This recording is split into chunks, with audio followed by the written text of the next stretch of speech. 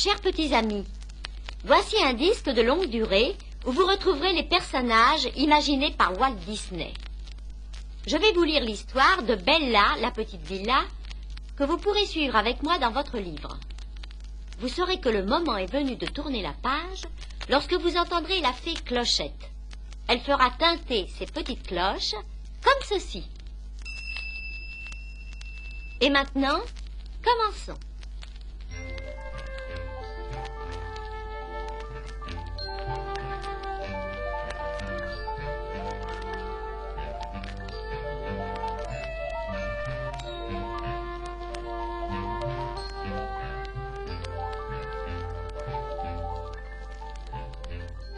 Il y avait une fois une jolie petite villa perchée sur une colline verdoyante et fleurie.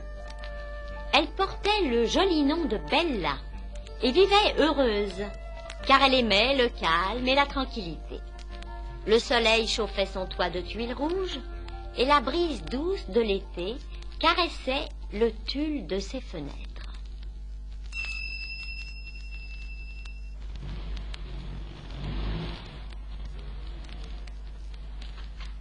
Elle vit un jour arriver toute une petite famille pour l'habiter. Elle pensa d'abord que cela serait très bien, mais elle fut vite déçue. Les enfants étaient bruyants et peu soigneux. Ils ne tardèrent pas à lui écailler ses belles peintures, et même à briser les vitres de ses jolies fenêtres en jouant à la balle.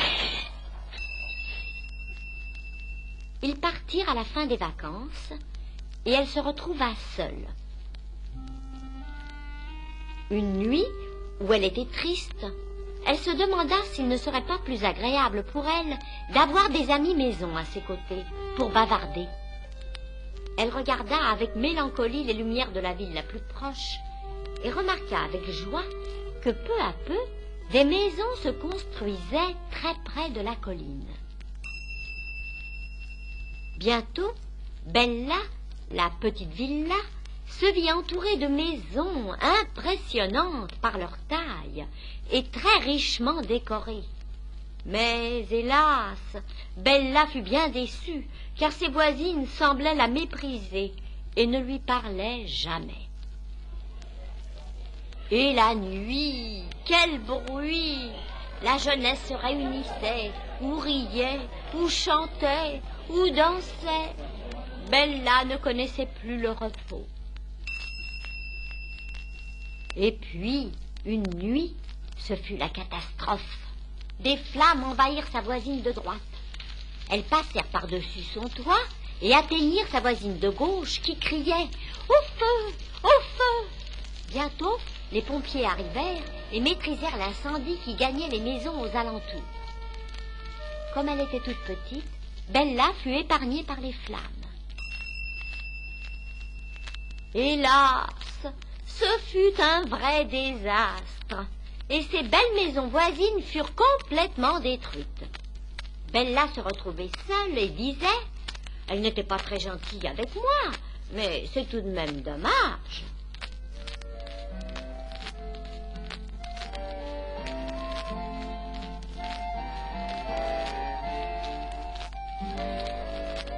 Les années passèrent très vite ensuite.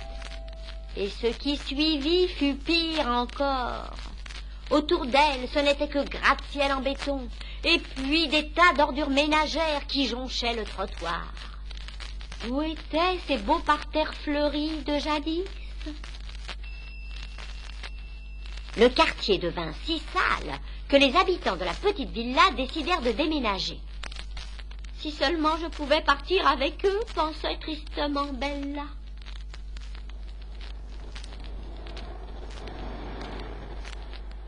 Des équipes d'ouvriers arrivèrent bientôt et démolirent les immeubles voisins de la petite villa. Et, alors qu'elle commençait juste à se sentir bien, dans le calme et la tranquillité qu'elle aimait tant, le sol soudain se mit à trembler sous elle. Tout au long des jours, une énorme machine bruyante et vorace retirait des tonnes de pierres et de sable à ses côtés.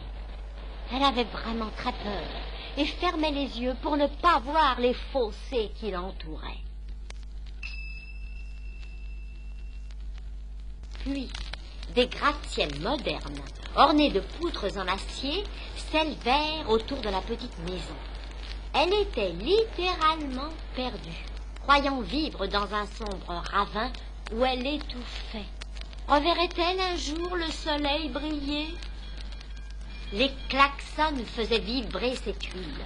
Les feux de circulation l'éblouissaient et les panneaux lumineux lui faisaient mal aux fenêtres. Et pour comble de malheur, il se mit à pleuvoir à verse.